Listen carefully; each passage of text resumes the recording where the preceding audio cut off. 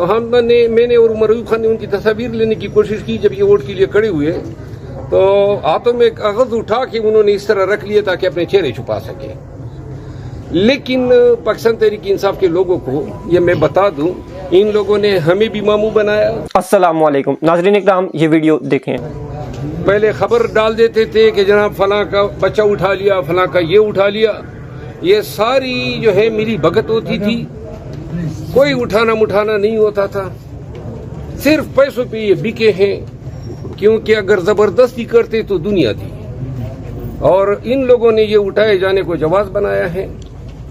اور جو آج آئینی ترمیم ہوئی ہے اس میں بیرسٹر گور صاحب کی تقریر جو ہے وہ سراسی. سر یہ بتائیے، خواجہ آصف صاحب نے یہ بات کی ہے، خواجہ آصف نے یہ بات کی ہے کہ جتنے بھی جو ارکان تھے، ماشاءاللہ اب شکر ہے مسجد کی خطیب نہیں ہے. سر خواجہ آصف نے بات کی کہ جو 4 ارکان آئے تھے یہ آزاد ارکان اسمبلی ہم ہیں. سب اس پہ آپ کیا کہتے ہیں؟ ہم سب دیکھیے، قاضی فائز عیسیٰ صاحب کے تو فیل ہم بے نشان ہو گئے تھے، بلے کا نشان ہم سے چھین لیا. تو میں خود بھی آزاد پاس ہوا ہوں.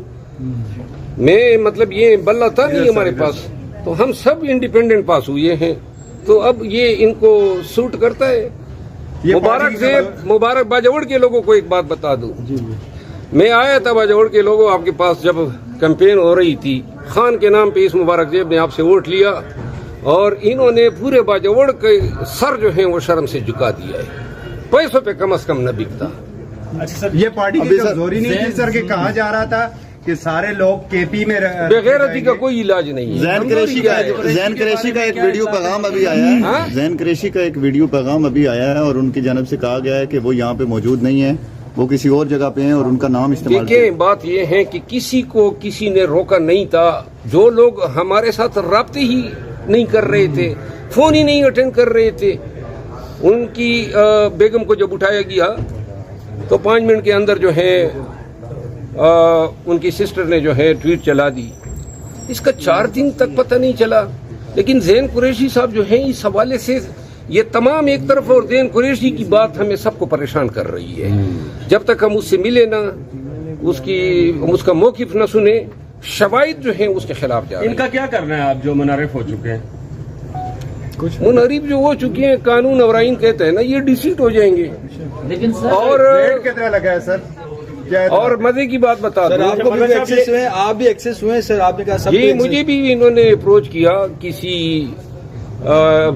ذریعے کے، اور بولی لگانے کی کوشش کی. کتنی ہے سر آفر کیا؟ دیکھیے 1 بلین جو ہے انہوں نے کہا تھا جی کہ سب کو ہم نے آفر کیے ہیں، لہذا پیسے جو ہیں یہ زمین فروش کیے. اور یہ انہوں نے شاید ہی کسی کو اپروچ نہ کیا ہو.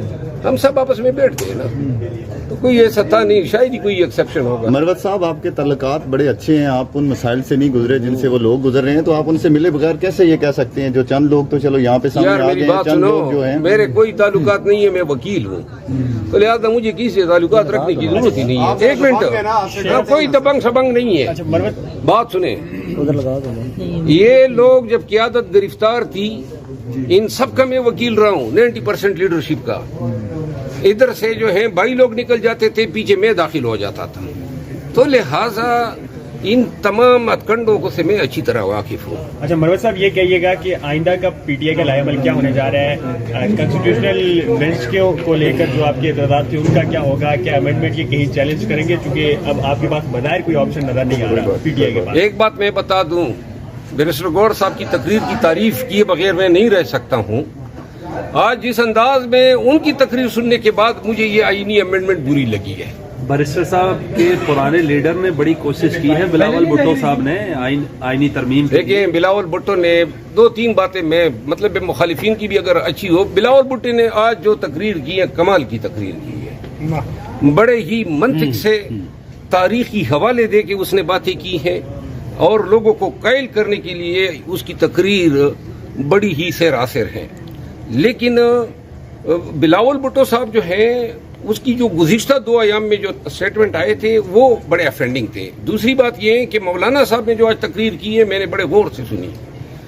کیا فصاحت و بلاغت ہے اس کی زبان میں، ماشاءاللہ. یہ داد دیے بغیر آدمی نہیں رہ سکتا. خواجہ آصف کے بارے میں کیا کہیں گے؟ यार पहले वो एक बात तो मुकम्मल होने दो ना। तुम पर्सनल में कहते हैं बिड़वंदा है, तुम बिड़वंदे बहुत ज्यादा हो।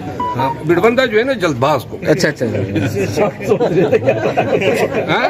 हम सोच रहे थे कि आप बता कोई गलत बात है। गलत यार, मैंने कभी किसी को गलत बात कही है?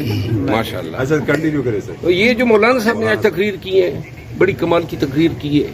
असूली इख्तिलाफात अपनी जगह, लेकिन ये जो अमेंडमेंट है ये गरचे पाकिस्तान तहरीक इंसाफ असूली तौर पे मौक़िफ़ हमारा ये है कि ये आईनी अदालत बना के इन्होंने सुप्रीम कोर्ट को कमज़ोर करने की कोशिश की है। और बकिया जो थी मिलिट्री कोर्ट्स वाली बातें, आर्टिकल 8 की अमेंडमेंट वाली बातें, आर्टिकल 63 की अमेंडमेंट वाली बातें, वो बड़ी जहरीली होती। ओवरऑल जो है जिस अंदाज में ये लोगों को अगवा करके या खरीद के जो अमेंडमेंट पास कराने की कोशिश की गई है, ये बड़ा डिस्पिकेबल है। ये इससे ऐवान की बेतौकीरी हुई है।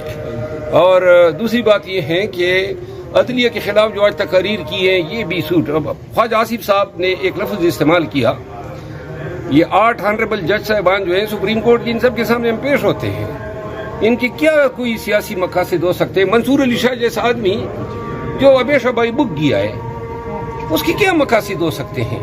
लेकिन वो ये कहते हैं, और जस्टिस आयशा की रिमार्क्स कि भाई आप ये छोड़ें कि पीटीआई को सीटें मिले या नहीं मिले, नून वाले और जेयूआई वाले और एमक्यूएम वाले ये बताएं कि आपको क्यों मिले, कोई जवाब है किसी के पास? तो लिहाजा ये जज साहिबान जो हैं इनके खिलाफ ख्वाजा आसिफ साहब ने गैंग अप का एक लफ्ज़ इस्तेमाल किया। हमारी अदलिया बेशक माजी में कोई इनका भी कोई दरखशां ये माजी नहीं है, हमेशा कभी जस्टिस मुनीर की शक्ल में आए, कभी जस्टिस डोगर की शक्ल में आए, कभी इफ्तिखार चौधरी जैसे मलून की शक्ल में आए। नाजरीन इकराम, ये वीडियो तो आपने देख ली। नाजरीन, सोशल मीडिया पर काफ़ी सारी पोस्ट हैं ज़ैन कुरैशी के हवाले से कि ज़ैन कुरैशी भी इमरान खान साहब के साथ बगावत कर गया, जबकि शाह महमूद कुरैशी साहब जो हैं इमरान खान साहब के साथ डट कर खड़े हैं। फैमिली मेंबर्स और पार्टी के जो लीडर्स हैं वो 3-4 दिन से ज़ैन कुरैशी साहब से रब्ता करने की कोशिश कर रहे थे, मगर उनसे रब्ता नहीं हो पा रहा था। तो इस हवाले से पार्टी में बड़ी तशवीश चल रही थी कि ज़ैन कुरैशी साहब भी हुकूमती बेंच का हिस्सा बन गए और हुकूमत के साथ मिलकर आईनी तरमीम पास करवाएंगे। आखिरकार वही हुआ।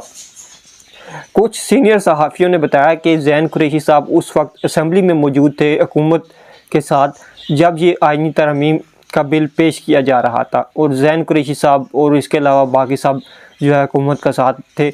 तो लोटा अब जो है पाकिस्तान तहरीक इंसाफ की ऑफिशियल वेबसाइट पर उन्होंने कुछ लिस्ट जारी की है जिन्होंने मतलब ज़मीर का सौदा किया, खान की पीठ में खंजर घोंपा। अभी तक उसमें ज़ैन कुरैशी साहब का नाम नहीं आया, मगर बाकी उसके अलावा 5 नेशनल असम्बली में और 2 सेनेट में इन्होंने पाकिस्तान तहरीक इंसाफ ने बताया कि इन्होंने खान साहब के साथ गद्दारी की है। नाज़रीन, इस बारे में आप क्या राय रखते हैं? अपनी राय का इज़हार कमेंट्स में कीजिए। मुझे दें इजाज़त, अगली वीडियो में आपसे मिलेंगे, तब तक के लिए अल्लाह हाफ़िज़।